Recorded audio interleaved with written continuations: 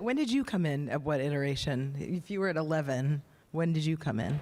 When did I come in? How did that happen? Well, so I probably finished Fellowship 4, and then kind of a week after that, Eric Weaver had said, hey, do you want to produce this thing? You should meet C. Craig. I met C. Craig, read the script, kind of thought, great, this is, I mean, wholly ambitious, you know. I mean, all it is ambition, you know. And there were like 15 different things where we'd like, I don't know how you do this, even on a volume, I don't know how you do this, you know. Felix came in October during Tribeca's Writing in Unreal moment, and he was kind enough to, as you see, he's a busy man. He was kind enough when I met him in.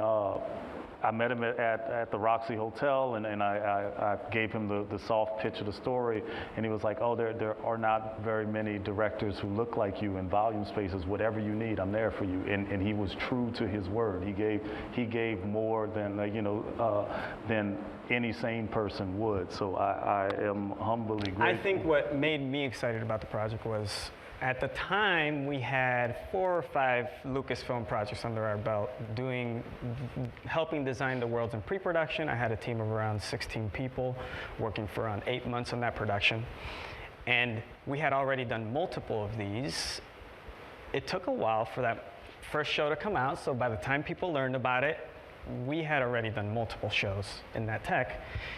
When I came to the room, Ben's room in the hotel, because that's where they were, and I saw them working on sets that were grayscale, I mean, I saw we only had 4 weeks to do it, and I loved the challenge, right? Ultimately, that's where it came from. It was, so Felix came up to my hotel room. C. Craig said, I'm bringing the CEO of Narwhal up, and I'm like, I better tidy up a bit.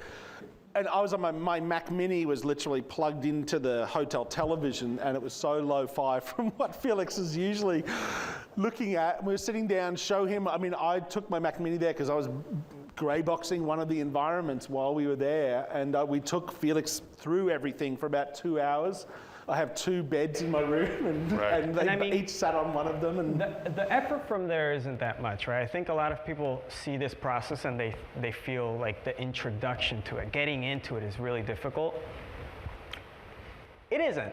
It really is. The hard part is knowing how to assess the right talent to bring into the project first. Right. Ultimately, virtual production's been around for a long time. I worked at the 3rd floor for 10 years, and we were doing virtual production. We were doing visualization virtual production. The kind of virtual production we're talking about now is world-building virtual production. And so this kind of virtual production isn't necessarily something that's been around for a long time.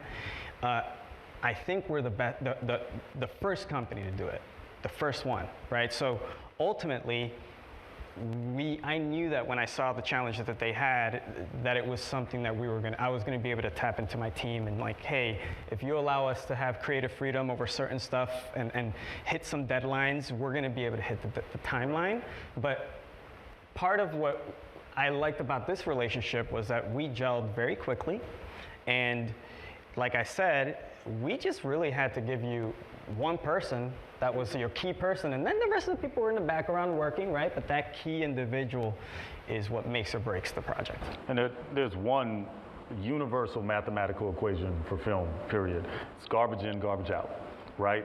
And the inverse is true as well, right? And we knew every person on that team was aiming for like the success of the film. So we knew it would be okay as long as we knew what the end result was gonna be. We were figuring out the way there, right? And we were very lucky. People are drawn to the ETC because they know that it's kind of out there and they know that they're pushing the envelope. You know, we had a lot of people from the Unreal Fellowship who heard we were doing metahumans, we were building a big dynamic environment. We didn't know how to do half of it, and they're just like, okay, sign me up, where do we go, you know? So a lot of people, was it the beginning of an actual production for a lot of people?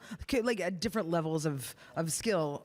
I think we were probably the only ones that had experience in the volume.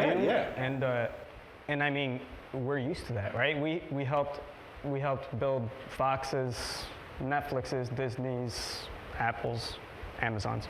So ultimately, we knew how to handle the situation, and then we had Fuse, which also knew how to make the sets, and also we've worked with you guys multiple times as well. This is true. Yes, we have. And I don't know if I mentioned before, but Fuse built that mega Amazon stage. Right, so right. we've kind of been going in and out of each other's lives for a little while now, you know.